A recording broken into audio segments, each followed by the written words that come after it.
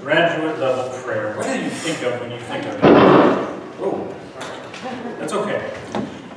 Because when I think of it, it makes me think of school. And I've told you before, that wasn't my favorite thing growing up, was school, because I struggled with it. And so when I think of graduate level prayer, I get a little bit, when I thought of this, when I heard the name of this message, I got just a little bit nervous.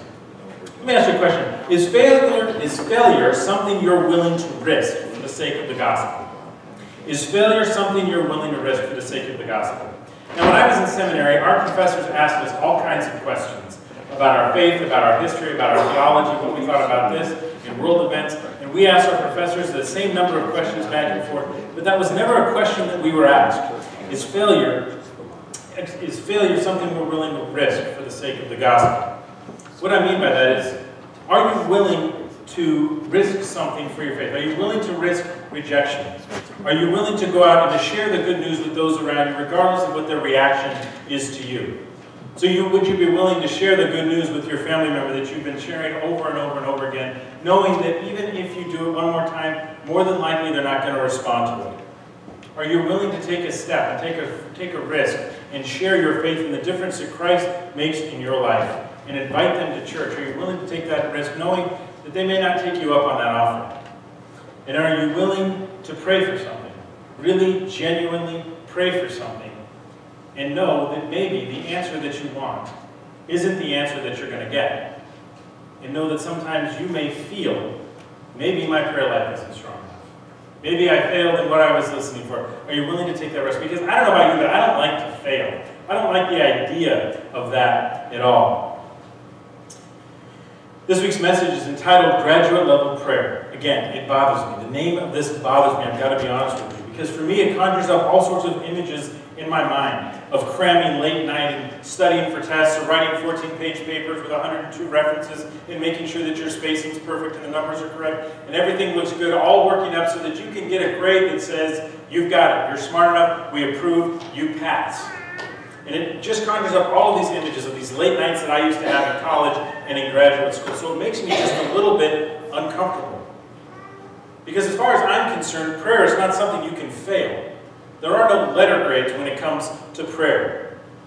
Now, many of you may have heard of this familiar gospel story, the story of the sower, where Jesus tells of this farmer who goes and just kind of throws his seeds wherever he decides to throw it. And Jesus tells us that some of the seed falls on the path and the birds come and eat it. Other seeds falls in the rocky places where there isn't much soil. And so when the plants grow, they quickly become scorched by the sun because they have no roots. Some seed falls among the thorns.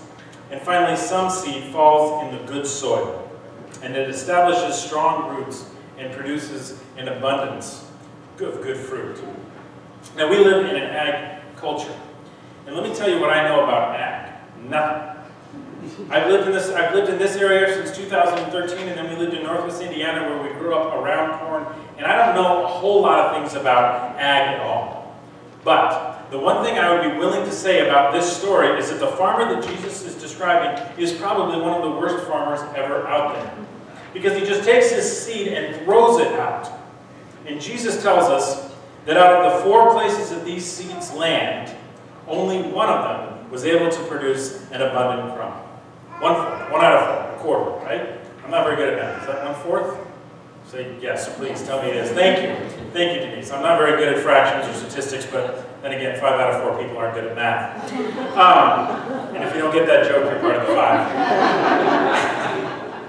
Anyway, but in all seriousness, now a normal preacher about a normal sermon, if you get this parable, would say something like, make sure you're good soil. And they would tell you to listen to the Word of God and let it reverberate deep within you. And pray to God all the time, and that's what will make you good soil. And if you're praying day after day until, so you pray day after day until it just becomes part of your daily routine. Make it a habit, is what a lot of preachers will say. And I don't think there's anything wrong with having a habit or having a consistent prayer time. But if you constantly are telling yourself this has to become a habit and I have to do this over and over and over again, that doesn't sit well with me, because it sounds like a lot of work. It gives the impression that there are a series of steps that we can take as Christians in order for us to achieve graduate level prayers.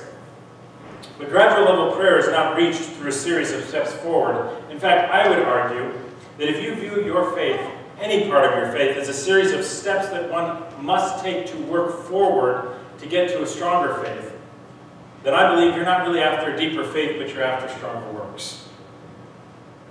I think that one of the reasons that people were so attracted to Jesus during his time and are still attracted to Jesus today is because he always seems to say and do the opposite of what people expected him to do. He rarely went with the norm. So when it came to him living out his ministry, he did the opposite. Even his own followers, even the 12 disciples, wanted him to do things, and he did exactly the opposite of what they thought he should do. He chose to reveal himself and his ministry to the lowly rather than the holy. He came to fulfill the law rather than make sure that others were following it. He chose grace over good order, and when people expected their Messiah to come to this world and kill their enemies, Jesus decided that he would hang next to his enemies on the cross and invite them into paradise with him. Jesus always did the opposite of what people expected.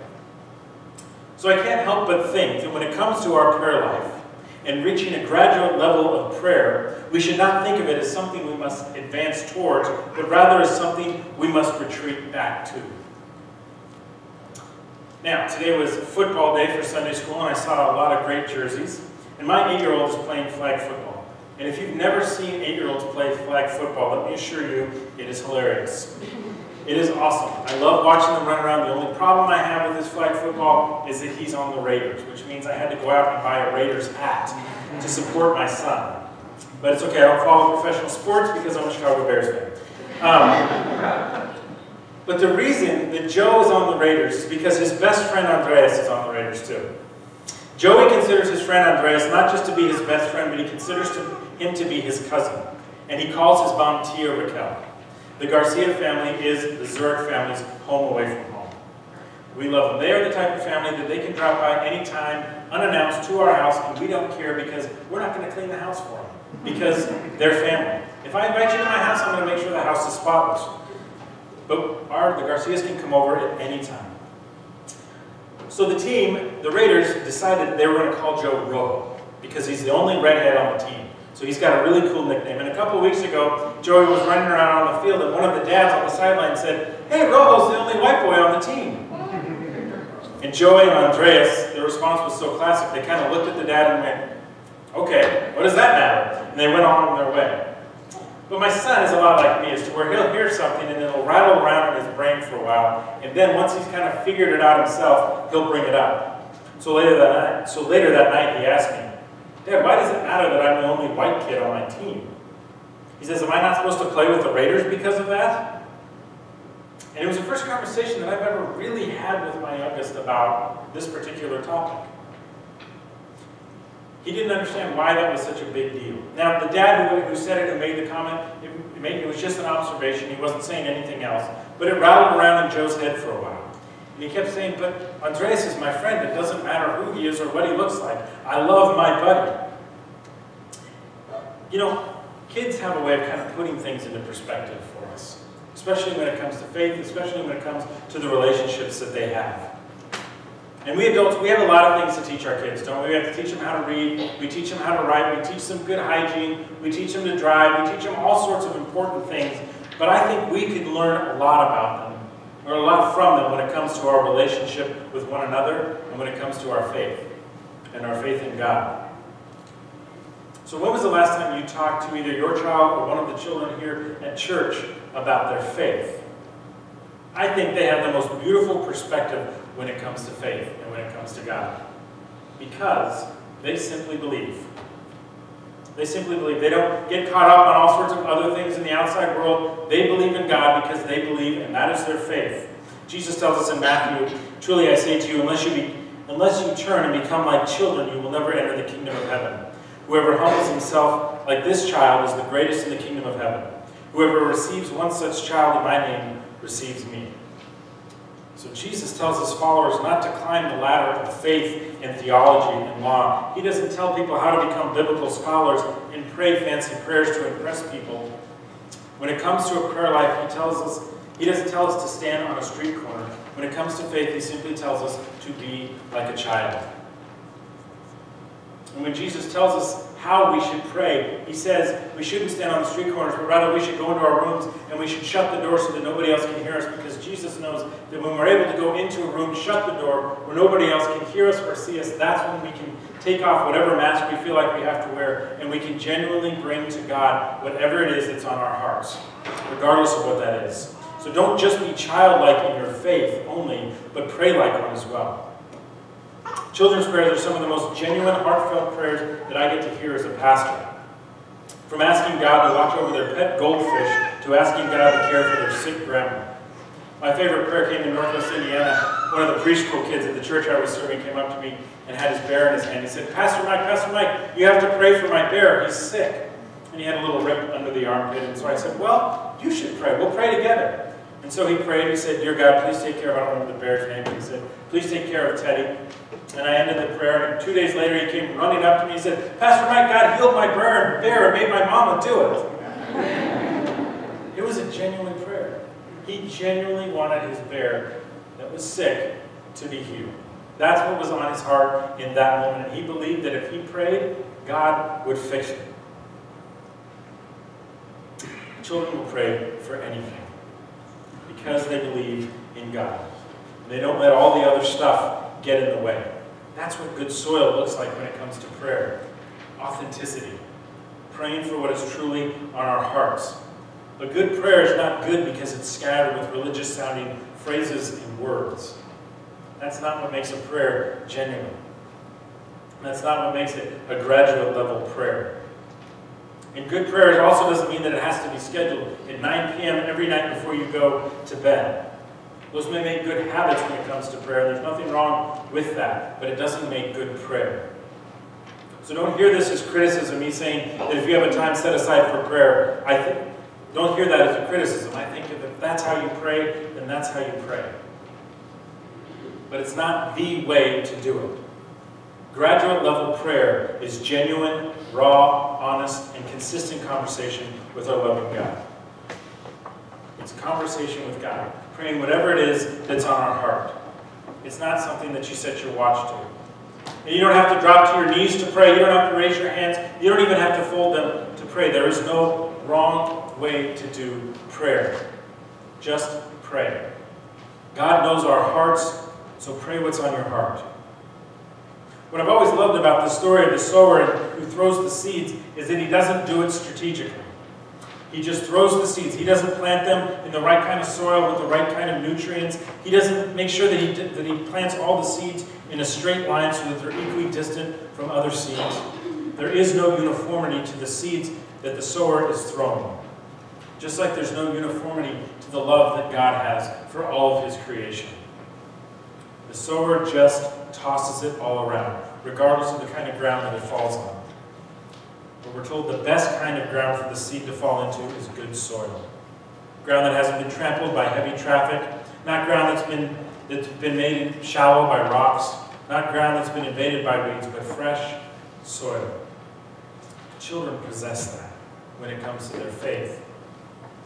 They simply believe in God and they pray to him. Their faith hasn't been trampled on by doubts and challenges from the world around them. It isn't shallowed out because of all the other distractions that get in their way, and it most certainly has not been suffocated by the weeds. They hear God loves them, and they believe it. And they're told that they can ask God for anything, and they do it. And they believe not to impress their friends and show how religious they are, but they just believe. As I reflect on my own faith life, I've noticed, as I reflect on my own faith in my life of prayer, I realize I really do have to be one of those people who's intentional about talking with God. Because if I'm not, my attention then gets pulled in a bunch of different directions.